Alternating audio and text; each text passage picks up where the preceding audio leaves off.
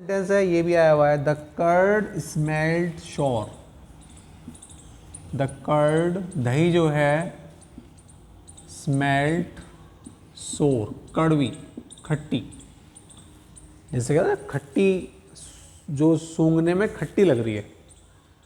तो अब इसका भी वही तरीका है, मैंने जो आपको बताया था ये वाला, ये स्मेल्ट जो है ये सेकंड फॉर्म है आपकी, सेकंड फॉर्म।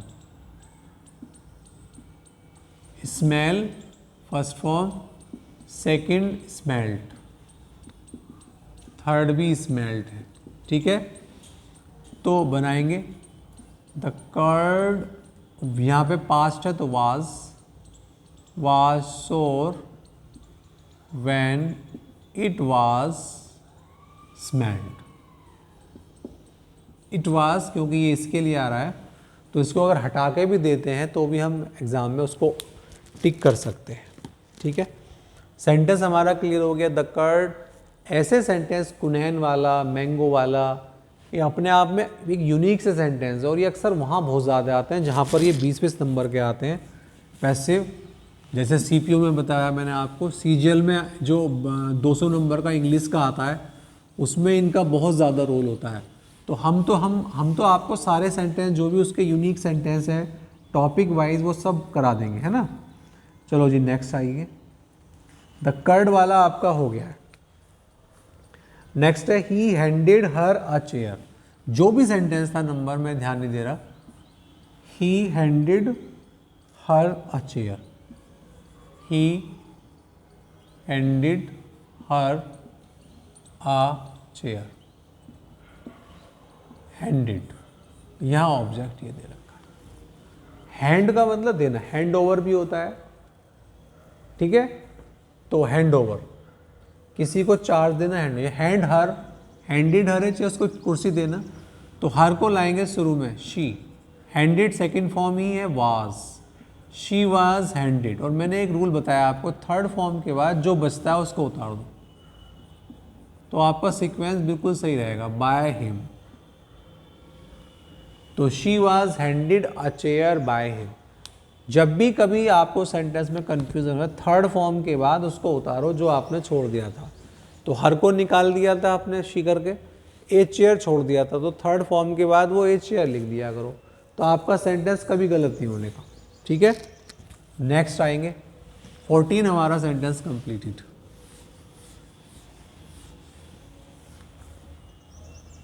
14 सेंटेंस हमारा कंप्लीट हो गया। नंबर को मैं ध्यान नहीं दे रहा हूँ, नंबर से मैटर नहीं है। हाँ भाई, ये सेंटेंस था 13 और 14 कर लिया तो 15 सेंटेंस। नंबर मैं ध्यान नहीं दे रहा, गलत हो सकता है। लेट नॉट, सेंटेंस था let not his insulting words be, let not his insulting words be minded, minded. हाँ भाई, लेट आ रहा है और बी आ रहा है, अभी हमने पहले ही किया था। जब लेट आता है, बी आता है और बी के बाद थर्ड फॉर्म होती है, पैसिव वॉइस एक्टिव बनाओ। तो एक्टिव वॉइस बनाने के लिए हमें वर्ब चाहिए पहले, माइंड लिखना चाहिए था हमें, माइंड। लेकिन यदि नॉट भी है तो डू नॉट लगा दो, डोंट या डू नॉट। डोंट माइंड, बचा ही क्या, डोंट माइंड करते ही बचा ही क्या। देखो मैंने कहा बी के बाद जो वर्ब है उसको लिया, उसकी फर्स्ट फॉर्म माइंड। नॉट है तो डोंट कर लो, क्या बचा, his insulting word, don't mind his insulting words. अब मान लो ये वाला सेंटेंस दे रखा होता, वैसे तो जब भी हम चाहें तो you are requested, you are advised, लेकिन डू नॉट वाला सेंटेंस यदि दे रखा है तो आपको एक बात बताई थी, अगर इसकी हमें पैसिव वॉइस बनानी होती है डू नॉट वाले सेंटेंस की, तो हम यू आर फॉरबिडन से भी बना सकते हैं। यू आर फॉरबिडन, फिर नॉट नहीं आएगा, टू आएगा। You are forbidden to mind his insulting words, या you are requested not to, do not का नॉट टू से भी हम बना सकते हैं। क्लियर? लेकिन हमें लेट से ही बनाना है। देखो, हम लेट के बाद ऑब्जेक्ट लिखते हैं। ऑब्जेक्ट क्या है? His insulting words. तो लेट के बाद हमें इंसल्टिंग वर्ड लिखना चाहिए। इस नॉट को हम लेट के बाद भी लिख सकते हैं, बी से पहले भी लिख सकते हैं, बी के बाद भी लिख सकते हैं। तो हम यही बना सकते थे इसका, let his insulting words not be minded, be not minded, दोनों तरीके से चल जाता है। तो नॉट वर्ड लेट के बाद भी लिख सकते हैं। अच्छा सेंटेंस था, थोड़ा सा कंफ्यूज करने के लिए बनाया उन्होंने इसको। हाँ भाई, नेक्स्ट सेंटेंस मान लीजिए 16 सेंटेंस ही चल रहा है। जो भी सेंटेंस है नंबर 1 2 इधर हो रहे हैं। Please speak English all over the world. Please speak English all over the world. All over the world, पूरे भारत में। सॉरी, ये जो था पीपल था, ये प्लीज नहीं था, पीपल, गलती हो रहा है। पीपल, PEOPLE, लोगों के लिए जो आता है। अब स्पीक लिखा है, फर्स्ट फॉर्म है, क्या निकालना चाहिए? इंग्लिश। तो हमें इंग्लिश निकालना चाहिए, इंग्लिश। स्पीक फर्स्ट है, प्रेजेंट इंडेफिनिट है, तो इज आर एम। तो इंग्लिश इज स्पोकन। जो छूट जाता है वो थर्ड फॉर्म के बाद, all over the world by people लिखने की ज़रूरत नहीं है। ये वर्ड्स ध्यान रख लेना, अगर नहीं लिखवाया है तो मैं आपको अब बोल रहा हूँ, लिख लो। Someone, somebody, none, no one, nobody, people और दे।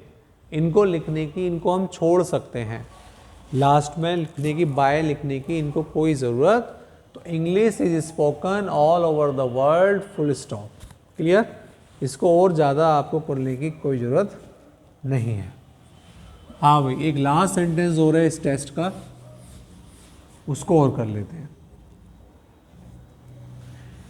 Who gave you permission to enter? Last sentence है इसका, जो भी नंबर है। Who gave you permission to enter? Who gave you permission to enter? Who gave you permission to enter? ये आपका last sentence है इसका। तो who, ये यहाँ पर गेव, तो क्या बचा? यू। हमने क्या करा? रफ बना लिया यू। गेव सेकेंड है तो वर आना चाहिए। यू वर गिवन, जो भी छोड़ रखा है उसको यहाँ उतार देना चाहिए। तो you were given permission to enter, और शुरू में लिखेंगे were. Were you given permission, ये लास्ट सेंटेंस है भाई, टू एंटर। और सबसे पहले by whom. By whom were you given permission to enter. कोई दिक्कत नहीं है, इसको इतना ही रखते हैं। और ये टेस्ट आपका कंप्लीट। देख लेना कितने सेंटेंस आपके सही हुए हैं। आगे भी आपको इस तरीके के टेस्ट मिलते रहेंगे।